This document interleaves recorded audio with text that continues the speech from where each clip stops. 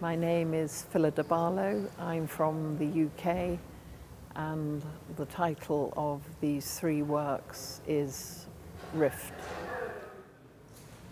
The three works are connected, but they're also individual works as well, so both.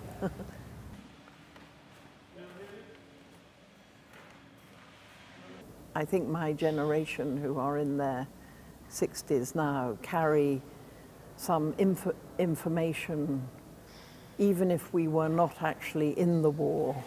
We were born just after the war. I think what we had as an experience was a post-war experience.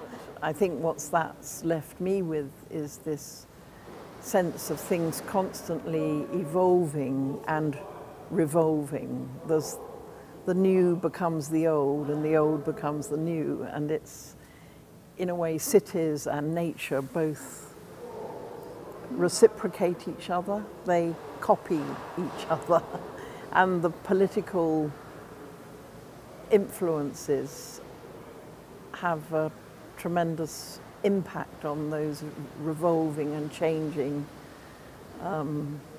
situations, which are both physically very evident and psychologically and politically. So we have a constant evolutionary process, which for me is very much like the process of making sculpture. Things are made and they break down. Things are constantly, for me, it's very important that there is a sense of change in the work, the possibility for change in the work. You've got it resting on it. Let's bring this. Myself as an artist, my interest isn't in just one meaning that is based on verbal language. I'm quite interested in how the work is actually encountered. You know, whether we have to look up, whether we look in, across. I think the person who's looking at it becomes, for me, a part of the work. It is like choreography. I think gravity, weight, all these things and their influence on our environment and on maybe something that grows and then something that falls.